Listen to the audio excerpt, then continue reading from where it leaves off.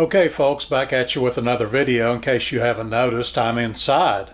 That's a first for me, but with rising prices on everything that we're buying these days, I thought I would whip up a little cheap recipe. That way if you want to get out there in the woods, but the dehydrated freeze-dried meals was a little bit beyond your reach, I thought I would offer you an alternative to that.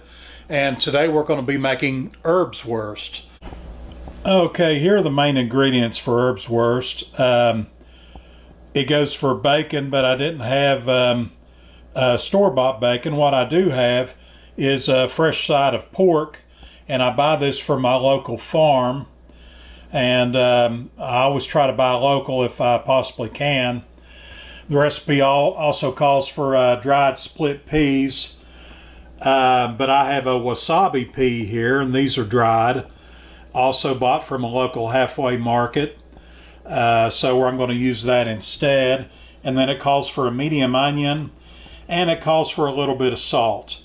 Now you're not limited to these ingredients. You can add ingredients as you want, but just remember, you can always add ingredients, but you can never take them out once you put them in. We've got to convert the whole peas into a pea flour, so I'm going to use a food processor for this.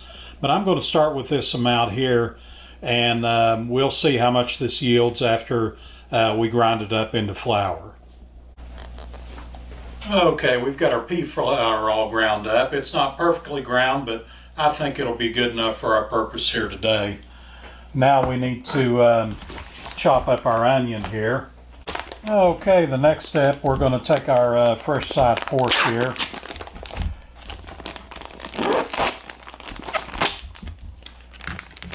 And we're going to take a couple slices of this and cut it up into smaller pieces. Now I'm not going to use a full half pound here because this stuff makes a lot of grease and I don't feel like I will need it. And as you can see, I've got a helper. I put him down once, but he insists on being part of the project, so I'll show him a way if he gets too close. I always cook in a cast iron skillet. I'm an old school kind of guy. This is an old school recipe, so we're going to use old school cooking utensils. So here we go. Now I've got this skillet already preheated, so I'm just going to add this pork to it.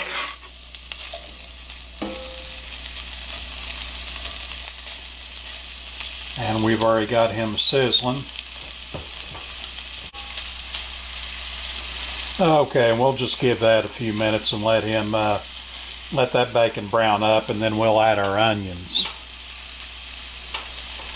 These came out a little bit finer chopped than I intended, but I don't think it will hurt anything. And there's also a lot of liquid in here too. I'll try to leave some of this liquid in the container here. Okay, I'll give you a little aerial view there. You can kind of see what's going on. Looks like the onions are starting to brown up just a little bit. So we're going to get ready to start adding the pea flour. Now I've got some a little bit of extra bacon grease right here. They said, you know, if you don't quite get enough grease in it, be prepared to add some. So I've got a whole little bowl of bacon grease ready to go just in case.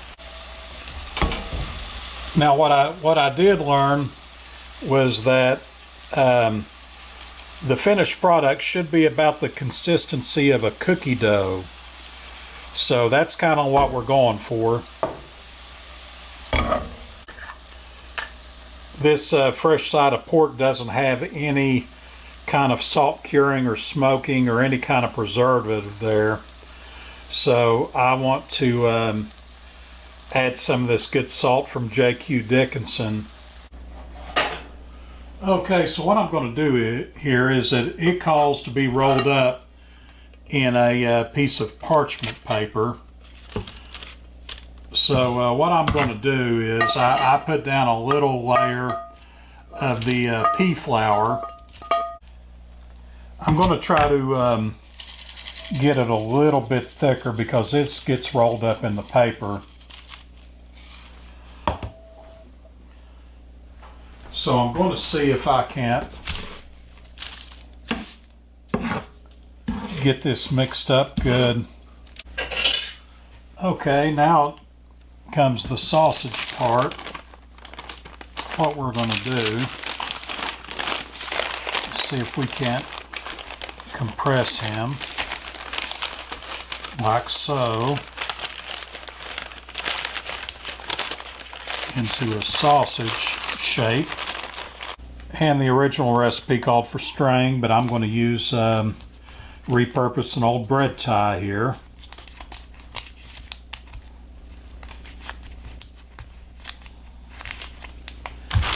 Okay, and we'll tie the other end up real quick.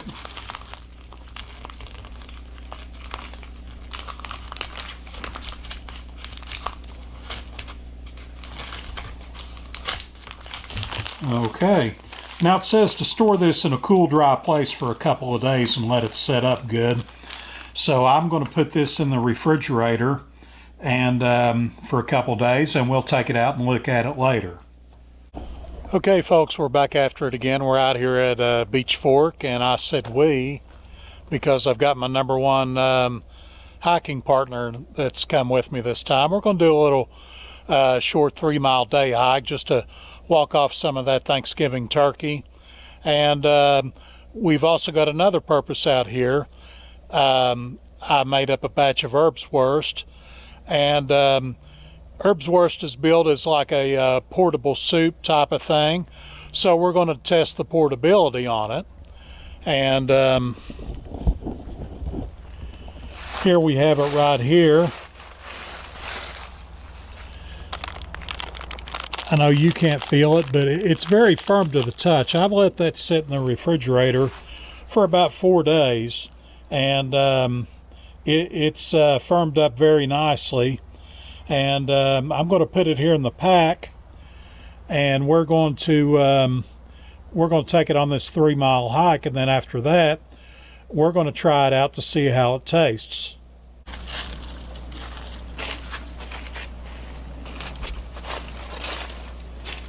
Okay, we just got done with a little day hike there. So I'm going to drop the pack, and we're going to have a look at this Erbswurst and see how well it traveled with us. And there it is. It doesn't look to be any worse for wear. So what we're going to do now is we're going to cook up a little hunk of it, and we're going to see how it does. Okay, now that we've got our blast furnace on, let's have a look at the Erbswurst here. See what it looks like now that it's been refrigerated and transported.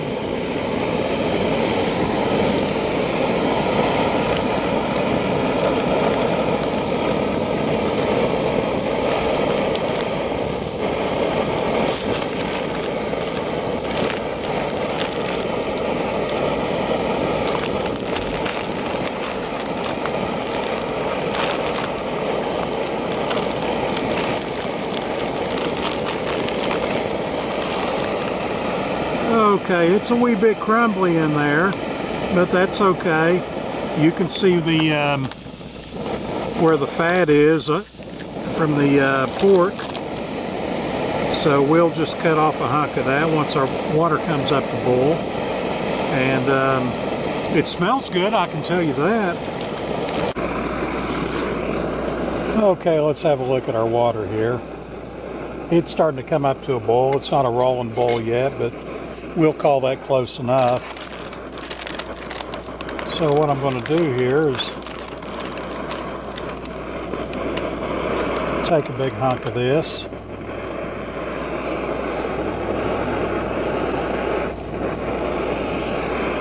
And we'll drop him right down in the pot.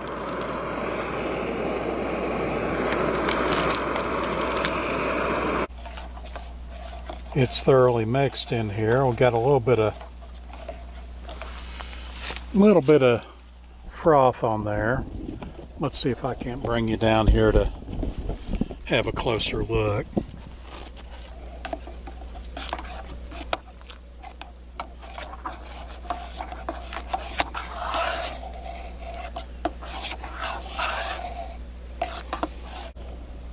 Okay, here's a little bit better look at it now that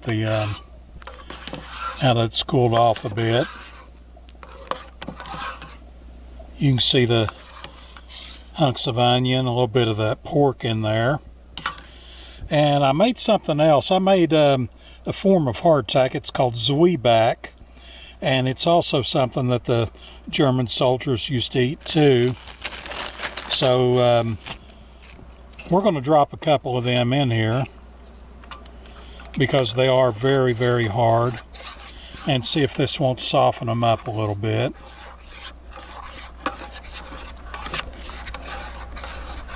And we're going to let this sit for a couple minutes, and we're going to give it a test try. And now for the moment of truth.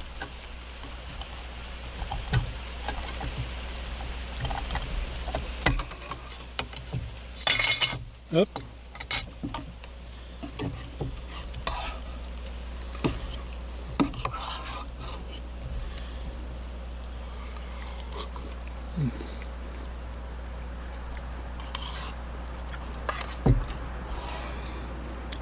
It's actually got a pretty good flavor to it. I really had no expectation though, but the pork flavor and the fat really comes through, which would be great in the winter time. You know, if you needed to replace a bunch of calories, this would be a good way to do it.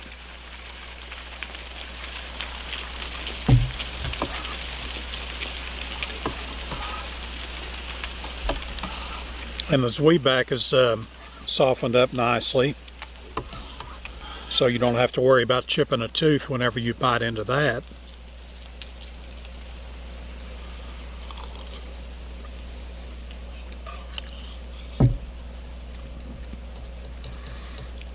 You know, this is pretty good stuff. I mean, it's not 5-star dining, and it's not, I'm not ready to throw out my Peak 2 Refuel or my Packet Gourmet just yet, but this would be a great alternative if money was a little bit tight, but you wanted to take a backpacking trip.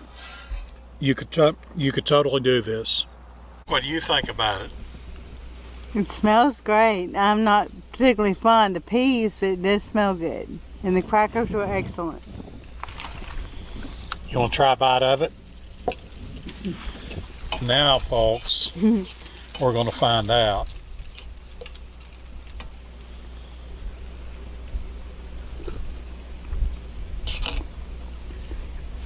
Not bad. Little on the bland side, but not bad. Well, we can fix the bland side. We can always add more spices.